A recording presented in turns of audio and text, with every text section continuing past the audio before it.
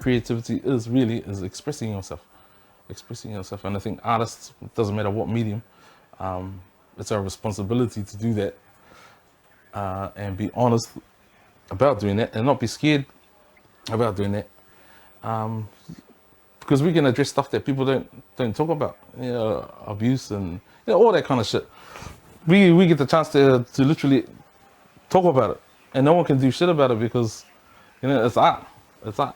Being able to create anything that we do that gives people that reflection, that moment to be able to feel like they experienced something, that they got to connect with a memory that they might have had of somebody that they loved, or connect with a new idea or a new concept about the future, or to recognise that that music made them feel better, or that production or that image or that piece of story that you told might have had some resonance to them about something that affected their lives. And that's what great art does. From a technical standpoint, I'm very kind of manga artist, comic artist type thing. And I like drawing, I like drawing cartoonish people and stuff like that. But that's kind of more just from a technical standpoint and what you see when you look at it. For me though, it's like, I do like looking at varieties of arts. Like I like abstracts, I like carvings, I like a lot of things because it's just really cool seeing different stuff. My type of art is, well, for me, I like to keep it simple really. I keep it simple, but the quality has to be there, like a normal fish and chips. You gotta have crispy fries. It's gotta be seasoned well, and your fish gotta be cooked well. Not overcooked, not underdone. Or if you're gonna get it battered, it's gotta be crispy. It's a simple dish, but you gotta have the quality. That's what I'm into. So I get bored really quick, and I like to do heaps of creative stuff. I do 3D art, I do 3D animation, I sew, do graffiti, I DJ, I do graphic design, probably heaps of stuff I can't remember. I do martial arts. I teach Brazilian Jiu-Jitsu here in Rara. Cook. I'm a chef. I'm a qualified chef as well. But the lines are kind of blurred when it comes to because to me it's all the same. My niche in music is really anything that I can play with 2 fingers. But having said that, you can do a lot with 2 fingers. I wouldn't say I really have a niche, although I love house, I love techno, and I love electro. But I also love drum and bass and dub and reggae, and it's not really a specific style. If anything, it may be a tone or a color. At the moment I'm doing digital art, looking at 3D animation, 2D animation, more kind of graphic design, logo stuff, more kind of storytelling and all of that kind of stuff. And it's been a grind. I spent about 12 hours trying to make a video of like a triangle go like this and another circle go like this and then a wave go like this. And then I clicked OK, and then it said something like, it's not going to work. And I was like, there's so many moves in BJJ. I think that's what differentiates it from other arts. Boxing, kickboxing, you probably could count the amount of techniques you can perform, but in jiu-jitsu it's not the same case. There's so many techniques and counter techniques. You do a move and you think you got this follow on this certain move, and then he comes back with a counter move, so you have to go back, think about, man, how am I going to counter this move? So you come back with another move, so it's never ending basically. Learning the counters and escapes from positions and submissions, that's what really gets me. I like to think about, how can I get out of this? How can I escape this? And that's what appeals to me. So it's been said that basically jiu-jitsu is like human chess, but we're putting our bodies on the line. So if we do something wrong, you're going to know straight away, you know. Weaving patterns, spearhead patterns, just a mix mash of all different patterns attempting to tell this story of family lines and lineage. I'm trying to get away from all of that and just smash in giant black panels of strength, you know.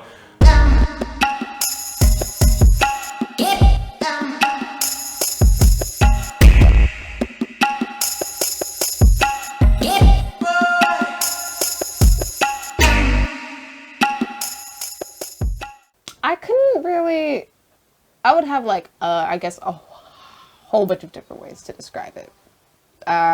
Just because art isn't just one thing for me. It's its kind of own thing. And I like, people can interpret it how they want. Yeah, I don't really know. It's just kind of always been there. So, and it's always been the thing I've wanted to do. Like, there's been other stuff. Like, when I was little, I was going to grow up and be a lion. But, art's always been kind of the main focus of my life. Yeah, for me, art is kind of like, it's just second nature. It's breathing. It's just there. And it's beautiful. The Cook Islands has got a real opportunity right now to be able to engage in a community that's already there, uplift it, and actually create an industry.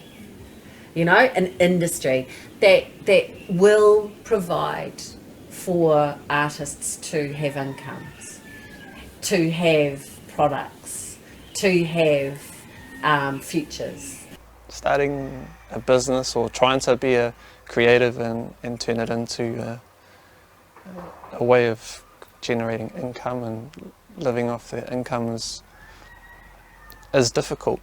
Being a creative in the Cook Islands, being a creative in general, as far as trying to make a living from it, is fucking hard, man. Is difficult as. Artists in particular, they're artists first and business people second.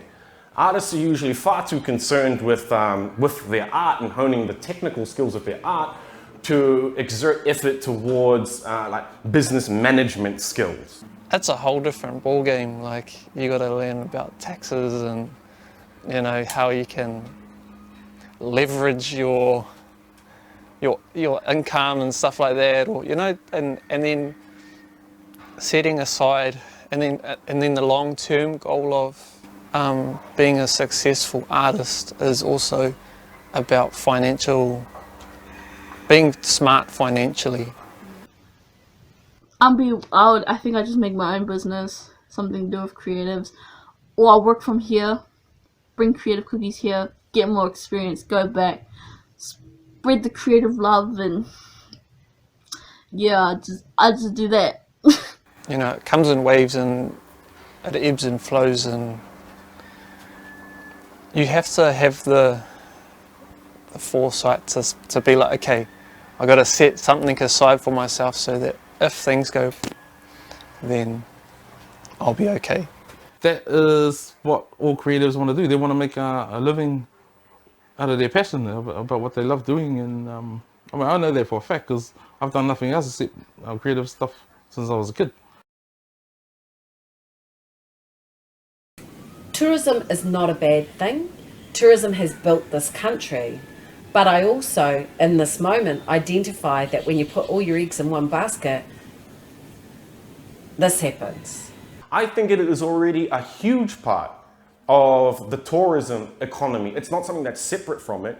It's fueling it, you know what I mean? You don't know what you got till it's gone. Trust me, you take away all the musos from all of the bars playing, all the string bands, you take away all of the little craft stores, all of the little barrio stores on the side of the road selling arts and crafts from their home. You take away all of that stuff, and tourism, the face of tourism, is going to look a whole lot different. So diversifying our future career options and job prospect in country is really, for me, not that hard. What it requires is us to understand where the world is going, and the world is going into the digital space, and so we need to move into the digital space. There are so many creative creative areas that you could you could move into just being based here, and it's all digital. So a way of developing digital art in the cooks would be cool. I think it'd be super helpful. I came to New Zealand and last year, and only last year did I learn about coding, like any kind of coding. And there's so many codings. Like there's JavaScript, there's HTML, which is good for websites. There's Python, there's C++, there's C++, I think. I didn't even know any of these. And over here, they teach coding at a primary level. And I was learning a primary level thing, and I was like, what's up with this? This is all new, but it should have been taught when I was younger, when it was more doable. It goes right back to school, and we need to be teaching our kids coding. We need to teach them media studies. We need to teach them how to use cameras. We need to teach them how to script. We need to teach them maths. All the basics have to be there as well, but we need to be looking at what is real prospect and real opportunity for the next generation to be an engaged generation in that digital platform. I've been trying to run a 3D course on this island for friggin' years. And I went to both educational institutes, and I'm still waiting, man. I'm still waiting. Anything 3D, anything animation, anything like Illustrator, Photoshop, you should get at least a basic understanding of those in Raro, because over here everybody uses them, and everyone is like, and then anyone that comes overseas is like, so like, it's gonna take them a while to go up to that niche, or that point, because they've already had it like embedded, or they've already learned it. So I have had to learn heaps of new skills within like a year or a couple of months, because I never learned that, or I never got the experience. I had to get it from my dad because he had all of those things. The way that the world's going is, we've got people overseas developing glasses like TV screens and iPhones. So at some point in time, we were going to be walking around with these contacts or something, and all these glasses, and we got to develop our community or our children to be able to enter those spaces, at the highest level. And when I look at the way things are going online, young people are the future, man. They're the ones that understand gaming, they understand coding, they understand film, they understand, script writing, all that kind of stuff, storytelling. We just got to grab a hold of that. I can't sit here and talk about the stuff or do the stuff that I do if it wasn't for all those wonderful people who were older than me, who took me under their wing and showed me how to do stuff. And it should be that cycle here. We should be doing that, I get a bit frustrated when I see people not wanting to share their goodness, And the people before us did the same thing, with the likes of Mike Tavioni, T. I don't know much other artists, but Ian George comes to mind, Ted Nia. They made some big steps for us, and so it's important for us to continue on those steps for the next people to come through. Part of being a creative is being able to share your skills and knowledge. One thing I would like is just being able to, hopefully someday, make more opportunities for people like in our age range, or just like coming out of school and all that. Like if you want to pursue art, I'd like to make that more available for them. The thing is, the pressure from parents on their children to get things done, it actually never ever really works. I mean, as kids, we've all been like encouraged to be a doctor or a lawyer or a dentist or whatever, and you live in the person's house, your parents' house, so it's always yep, of course. But really, if they just said, I can see you're great at drawing, or that's a really beautiful poem, you should try to turn that into a song, and encourage the children like that, then they'll probably be more productive. And I think they'll be happier, and that's kind of what you want for your kids. It's not always based on money or financial gain. It's about a personal and emotional achievement. parents always want their kids to be like doctors and lawyers and shit like that. And there's nothing wrong with that. But if your child is showing some an interest in creativity or has got some real talent, then there's no mystery there. They should be doing that. They shouldn't be a doctor or a lawyer or any of that stuff. A lot of people don't click if they're not a creative person or they're a muso, that if you're not doing it, then you are out of sorts. You sort of suffer from like an inferiority complex where I do, well, I'm speaking personally, of course, where you feel like you're not worthy, like, bro, like, really? You're gonna trust me to like tattoo? Like, but I'm a professional, so I can't show these insecurities. I've got to sort of like, they're like, bro, do you know how to tattoo a phoenix? I know how to tattoo a fucking phoenix, but I'll be like, yes, I do, sir. And I think that's the other part of being a creative too, is that we are quite, there's a really high chance that being a creative, that you battle with those things yourself. That's normal. It's normal for you to feel anxiety. It's normal for you to be depressed at times, especially when you're creating. As an artist, I too suffer from depression and anxiety and all of that kind of stuff too. And that's something that's not easy. I struggle with it now. I struggle with that shit like right now. There are so many moments of, am I good enough to do this? You're constantly, second guessing yourself. The thing is, when you're a creative, there is no in between. When you're a creative, there's like a scale. We're either extreme on one end, where we're out there, and then we're extreme on the other end also. Dark places sometimes.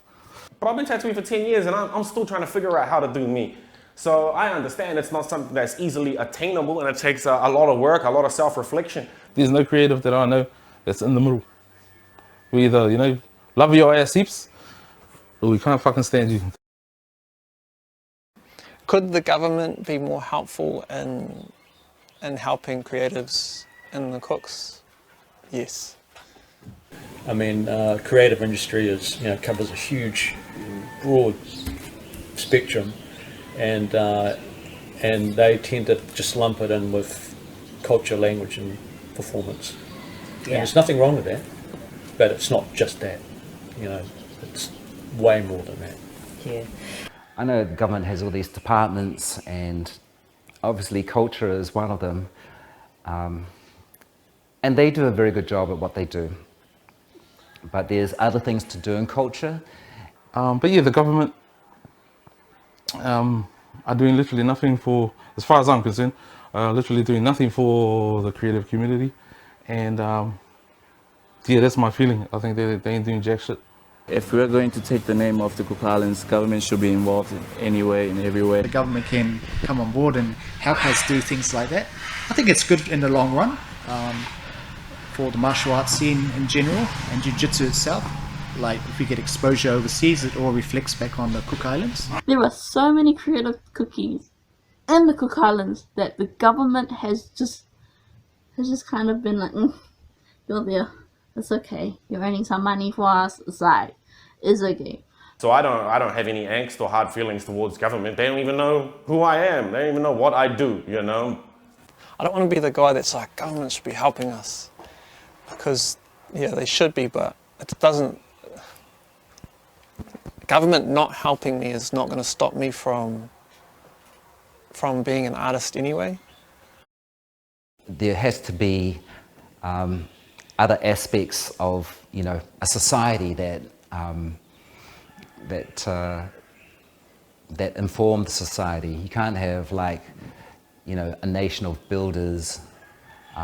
They're always going to have a song that they sing, or they're listening to something, or a book they're reading, and that's dependent on what's created within that society. And if there's no one doing it, then it's sort of, it'd be like living in Hamilton, wouldn't it?